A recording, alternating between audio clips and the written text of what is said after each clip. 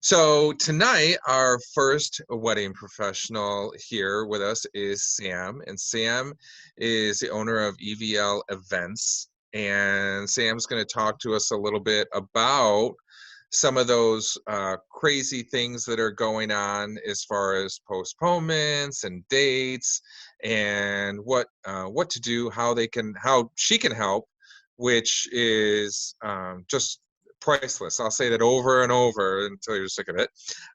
So let's bring on Sam from EVL Events. Hey, Sam. Hi guys, how are you? We're I'm doing great. How are you? I'm great. I'm super excited to be part of this again. I know that I joined you guys last month, I believe, for one of the first ones, and we got some Yeah, really great feedback from it. So it's great that we're doing it again. good. Well, I'm glad that you're here. Your information and your expertise is definitely something people can count on. Thank you.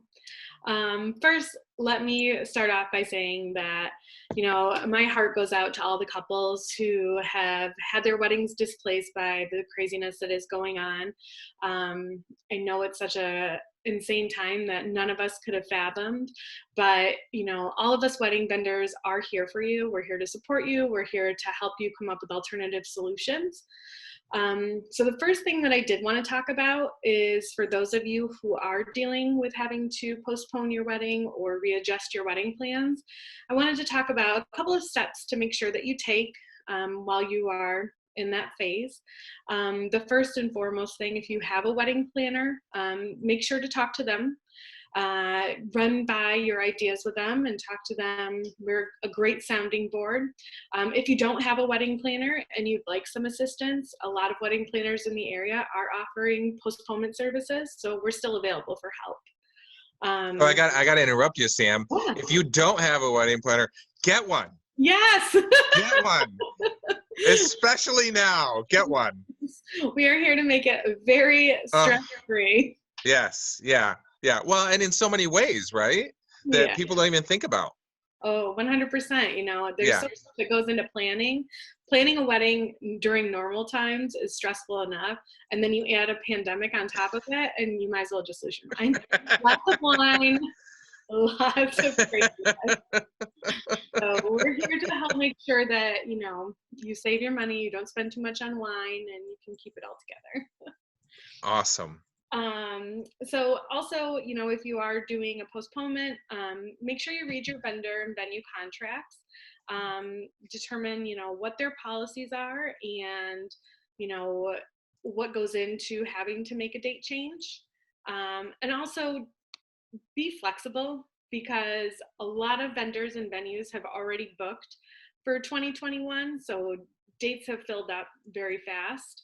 And now you're adding rescheduling on top of that. So when you really wanted a Saturday in September, those dates might be already booked. So maybe consider doing a Friday wedding or a Saturday wedding. Your guests will understand. Who doesn't want to take an extra day off of work to celebrate your love? I know I would. um, and then that also gives you the ability to get your dream team that you've already created for your first date. The chances of them being able to be for your postponement date are a lot higher. So, you chose these vendors for a reason. So being flexible will help secure them as well. Obviously make sure you communicate with your venue on availability. I would choose a couple of backup dates, and that way you can poll your vendors and find out what date works for the majority. And then once you get your new date, you get your contracts, and then you notify your guests. A lot of amazing stationers have done change the date cards, which are great. There's been some really cute ways to show that, you've postponed your wedding. Some very funny ways too, which I love seeing. I love that people are being lighthearted about this and not super stressed and like over upset, because I know that it's a stressful emotional time, but they're still trying to play some fun into it. So that's nice. And then once you've got your new date, just keep planning. Don't replan your whole entire wedding. Keep your dream wedding. But if you had to select maybe a fall month and want to opt for a different color scheme, you can do that, or just finalizing the details of your wedding. And then the one thing that I've been telling my couples is celebrate your original date. Like, you chose this date for a reason, celebrate it. Have a date night, have a champagne toast, do something to honor that date that you originally chose. And it's okay to mourn it too, because it is sad, and that's okay.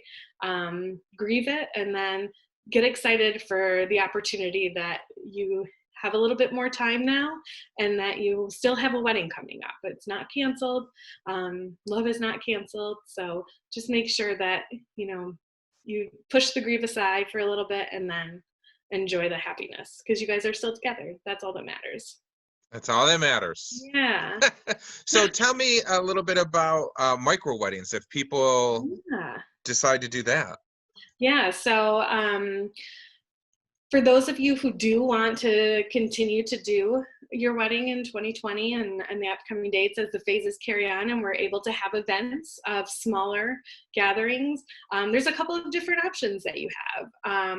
There are micro weddings where you have the ability to have your dream wedding, but it's at a smaller guest count. So instead of having 150, 200 guests, you maybe have 50 of your closest friends and family attend, but you still are getting your photographer, you're still splurging on your flowers, you're still having that beautiful day, and you're having your ceremony.